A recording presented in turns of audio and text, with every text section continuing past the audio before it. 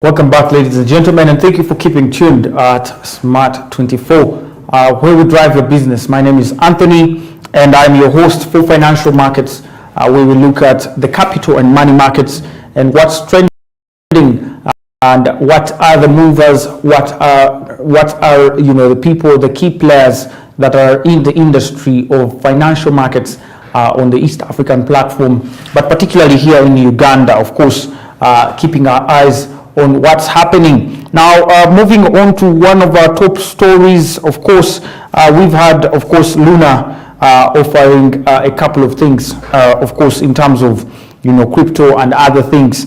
But Luna offers invaluable insights on the crypto volatility. Now, that is one of the stories that we are going to look deeply into, because crypto in Uganda recently was actually banned in terms of transactions. But we see Luna, that is one of the cryptocurrencies, trending here. The collapse of Luna cryptocurrency 2 weeks ago, triggering a drop of crypto market capitalization by over 40%, showed that sometimes months, even years, or financial years, and of course of financial gains in the crypto market can disappear overnight. Luna, which was trading at $116 dropped to $0 within hours, causing enthusiasts and traders to lose faith in the digital assets they held, of course, resulting in a market meltdown. Now, OneCoin, BitConnect, and GetGames are the long list of digital currencies that have met a similar fate as Luna, gaining traction, exciting the market, then suddenly collapsing.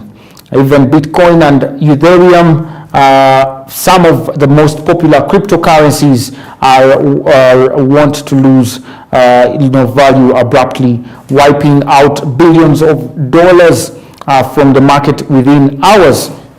Now, this is a significant challenge. Digital asset traders globally have cited across, according to the statistics, of course, those statistics show that various digital assets have, of course, faced collapse in the face of various challenges on the global economic scene.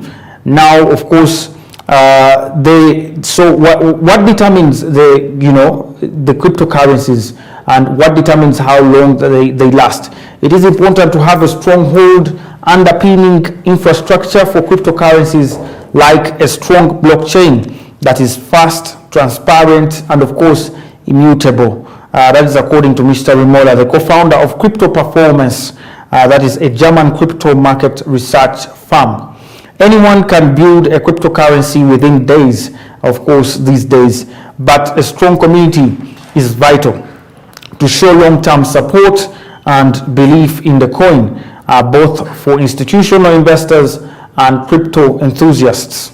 Now, Professor Bitange Ndemo, who is the chair of Kenya Blockchain and, of course, Artificial Intelligence Task Force, told the East African paper that as cryptocurrencies become popular in East Africa and, of course, in Africa as a whole, many are getting into the market for profit without having sufficient information. Many investors, of course, invest without considering the possibility of losses and the best digital assets to buy or when to sell. He said, adding that cryptocurrencies have no known utility due to the absence of regulatory framework. Story right there, as crypto comes crumbling down many places, and of course even the recent ban of crypto in the Ethiopia, that is one of the African countries.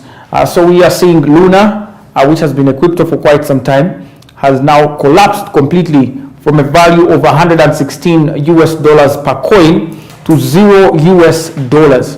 That is exactly what happens in cryptocurrency world, and that's why most governments are very skeptical on making Bitcoin or any of these other cryptocurrencies legal tender, or even accept them as means of transactions within the country, because they're quite unpredictable and the losses can be hefty when the cryptocurrency comes crumbling down. We'll be following up on that story and more on what's happening in the cryptocurrency world, of course. But now moving on to Tanzania, the Tanzanian government is set to spend over $3 billion to service debts. That's according to their finance minister, Mr. Mwigulu Nchemba. Now, the Tanzanian government is planning to spend over 9.09 trillion, that is $3.9 billion on debt servicing during the financial year 2022-2023.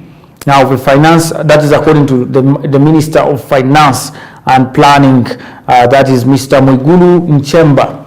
The amount is part of the 14.94 trillion Tanzanian shillings, that is $6.4 billion that he requested Parliament to endorse for his ministry's budget for the next financial year that is set to kick off on July 1st, as he said on Tuesday.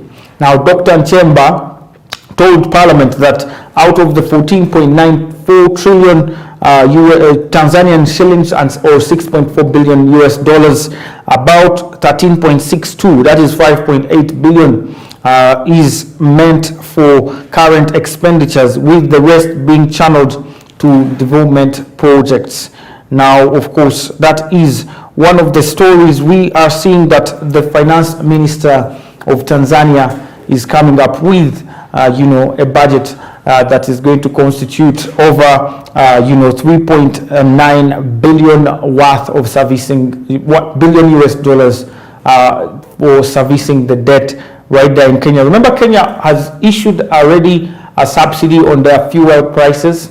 Of course, their fuel prices have gone down, but this has had a significant impact on their borrowing and on their debt as well, because as they issue subsidies, of course, government reserves and all the other assets that government has are affected.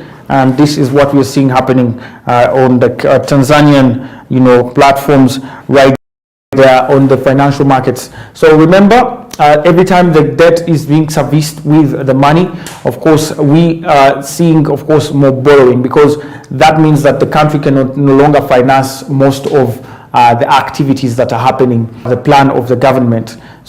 So they actually borrow more money so that they can recover from the debts they have already taken, and that could create problems. But we will be watching and seeing what, of course, the Kenyan government and Bank of Tanzania actually issue right there, and how they react to the situation. Now, moving on to Kenya.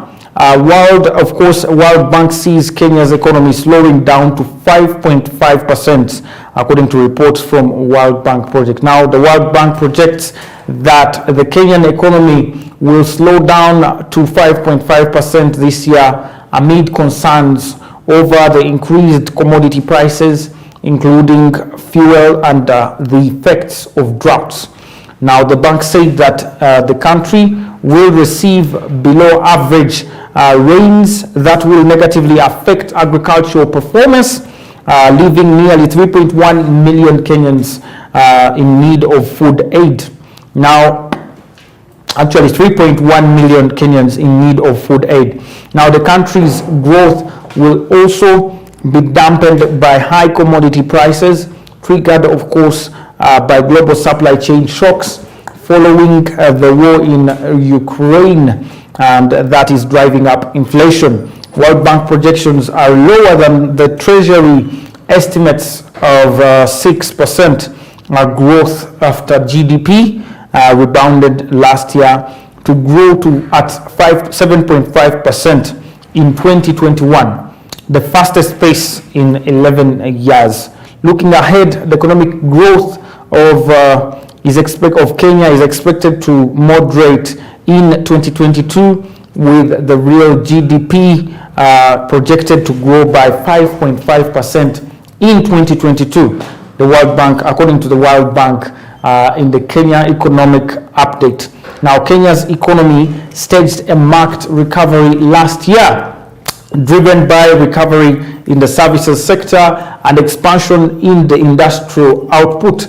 Agriculture, the country's largest sector, however, contracted by 0.2% in 2021 compared to 0.9% point contribution to GDP growth in 2020.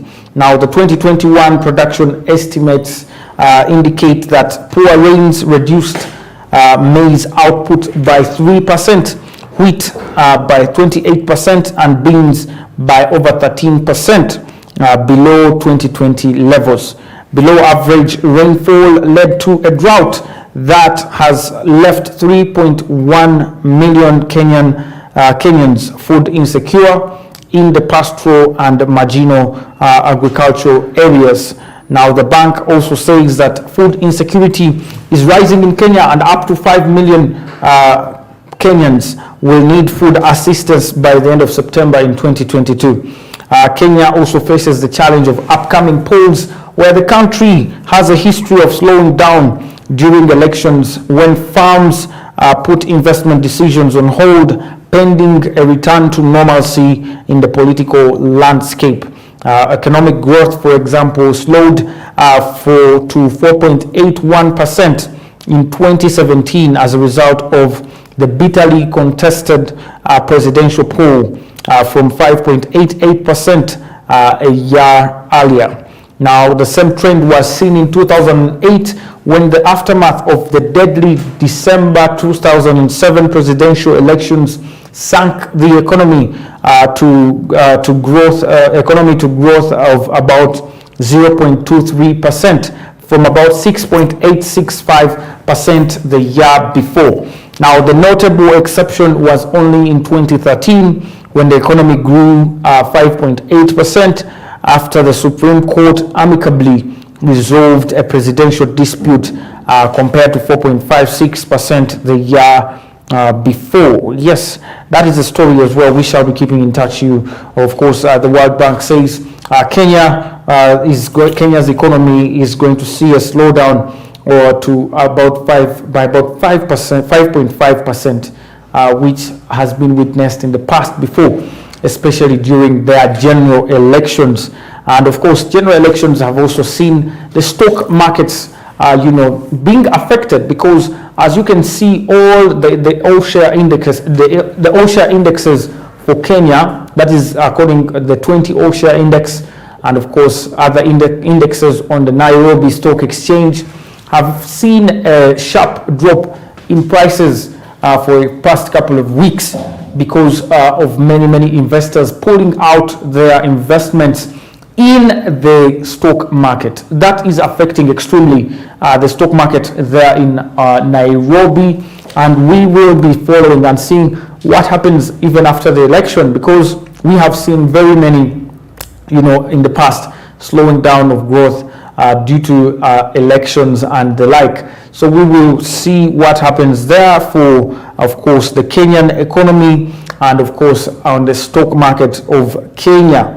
Now, moving on to Bank of Uganda. Of course, Bank of Uganda has asked financial institutions to step up their staff training. Now, the central bank has asked all financial institutions under its supervision to step up the staff training in order to have skilled and proactive staff providing services to the general public. Commercial banking training is any type of course or formal upskilling that equips learners with the essential skills for a career in commercial banking or financial management. Now, the Deputy Governor of Bank of Uganda, that is Dr. Atinji Ego Michael, actually said that the stakeholders in the sector, including Bank of Uganda, commercial banks, mobile network operators, and member associations need well-trained staff, especially with digital finance skills.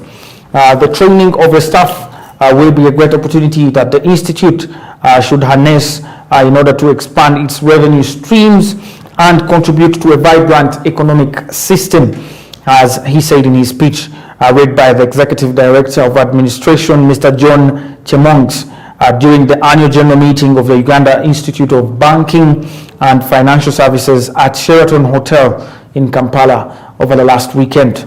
Dr. Atinji Ego said the Bank of Uganda on its part, has always been committed to promoting staff training, of course, in all courses considered in critical states, and of course in promoting a competent and skilled staff force that can adequately manage the financial sector. Bank of Uganda, of course, will continue to support the collective initiatives of all its members, of course, the member institutions under the auspices of UIBFs, and of course to create a large pool of skilled and competent staff in the financial sector. According to Dr. Atinji Ego, of course, Michael revealed that there are various interventions by Bank of Uganda stroke government to revive the economy by introducing many financial products such as the agriculture credit facility, which will require well-informed, skilled, proactive staff to identify and professionally utilize the opportunities for the good of the intended beneficiaries and the economy at large. Another area that remains of much concern to the clients of supervised financial institutions and the public is the subject of financial literacy. Of course, many clients and the public have raised concerns about limitations in accessing the economy, of course, on accessing the necessary information for making wise financial decisions. Dr. Atinji Ego also said that Bank of Uganda, together with other stakeholders, is already championing the financial literacy programs at the national level. He also urged all supervised financial institutions and other stakeholders to join this noble national effort of enlightening consumers of course, financial services to foster the growth of the financial services sector. Turning to the state of financial sector, he also wished to affirm that Uganda's financial sector has remained stable despite the effects of the pandemic and the escalation of geopolitical tensions so far. Overall, supervised financial institutions are adequately capitalized with satisfactory assets, quality and liquidity, and are posting profits, as he mentioned. The Chief Executive Officer of Uganda Institute of Banking and Financial Services, that is Ms. Goreti Masade, said that the institute offers short certificate courses on banking, a diploma in the professional courses, and of course a longer term professional course leading to master's degrees. The training they provide is based on the needs of the banking and financial sector as a whole. That was according to the head of the Uganda Institute of Banking and Financial Services, Ms. Goreti, right there, are actually encouraging people in the banking sector and the financial institutions to up their game by skilling their staff in order to be able to actually be competitive on the market and make sure they ensure that the market is actually digitalized and people are able to access information concerning banking and other financial services free. And this is what we are about on the show, giving you financial advice, giving you financial information. Institutions that like banks, collective investment schemes, pension schemes, and the regulators of all these will always be on the show just to make sure you are actually educated on your finances, and of course other channels, of course through other channels as well, where we can actually invest and save our money, and of course use financial products in a way that is beneficial to society, but as well as to the global and of course national economy.